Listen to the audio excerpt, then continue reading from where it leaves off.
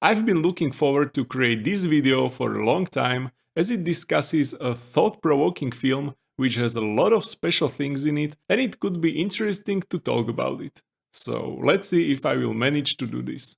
Today we will look into the unique movie which takes us on an adventurous journey of self-discovery, because today we are talking about Poor Things. Surrealistically, bizarrely fascinating. This is what flashed through my mind as I was leaving the cinema after watching this magnificent work.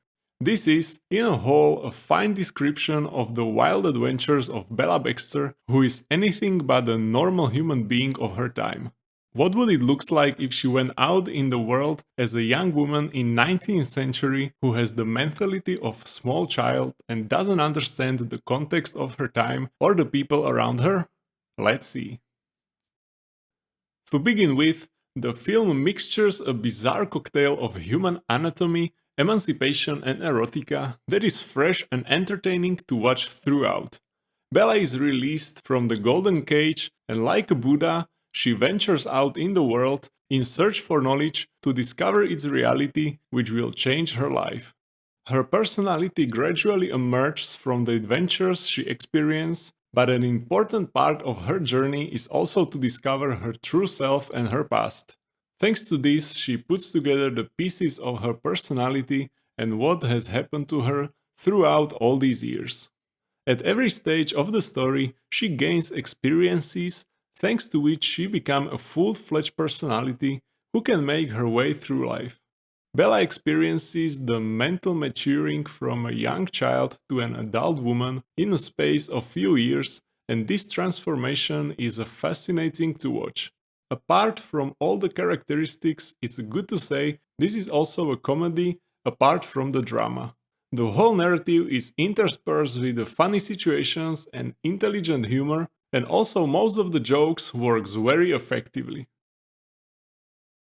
Visually, the film is disarming, the camera is ripped from the chain with the interesting techniques such as alternative black and white color shots or beautiful backdrops that imitate Hollywoods of the 50s. These things entertain me throughout the whole movie, and when you will add to all of that music which sounds like a cacophony of sounds, you will have an audiovisual experience that you haven't enjoyed for a long time. What I would criticize the music for was an extremely high tones that cut my ears in some moments and made watching the film unpleasant, but that was maybe just my personal issue with it. Overall, the music added a great atmosphere to the story and underlines its uniqueness. Emma Stone gives an absolutely breathtaking performance, both figuratively and literally, and from my point of view, Oscar-winning performance for her portrait of Bella. During the film I realized that her performance reminded me of Eddie Redmayne's Oscar-winning performance as Stephen Hawking in The Theory of Everything. But her fellow actors in the film are not lagging behind, and they are also world-class. William Dafoe as a Dr. Godwin is a convincing mad scientist who is a caricature of scientific capacity absorbed in his research. Mark Ruffalo creates a character of Duncan, who is a moral lawyer who takes advantage of Bella's naivety and simplicity, but eventually tastes his own medicine and he didn't like it too much.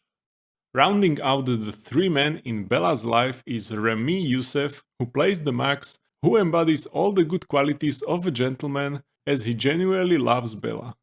Even though the film is primarily a feminist take on the worldview through Bella's eyes, which is in contrast to the book's original story, I enjoy it thanks to the fact that all the male characters were cleverly written and weren't stupidly simple with the first-plan ideas, which could be often seen nowadays in the other movies.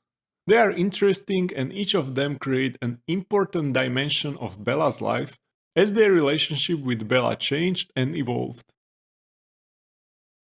I like that the psychological and philosophical dimension of the story was very organic, as well as feminism with which the film was interspersed. The film discusses many interesting themes and ideas and is full of great symbolism. Even if you may come to some of them after watching the movie repeatedly, they are definitely worth of your attention. In the middle of the film, I said to myself how far we have come as a civilization in terms of art from the first story of the epic adventure of Homer's Odyssey to this Odyssey of Bella Baxter, full of passion for life and thirst for adventure.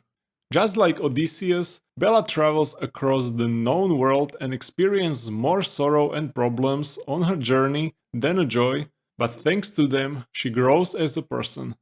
I also liked that the film looks at sexuality as an elementary part of our lives, just like hunger or thirst. Even so, I was surprised by the intensity of these scenes because films nominated for 11 Oscars usually do not dare to capture them in this honest way. In conclusion, I can probably just say that this adventure was intense fun for me, and if you want to try something atypical, alternative, but at the same time with very high quality, this is it. You will probably enjoy this weird story full of crazy plots and storytelling. For me personally, this is audiovisual art in the true sense of the word. So, what are you thinking about this exceptional piece of cinema? Do you like it or it was too strange for you?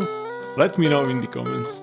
If you like this video, you will probably also like my other videos on this channel, so you can give them a shot. But anyway, thank you for your time and have a great day.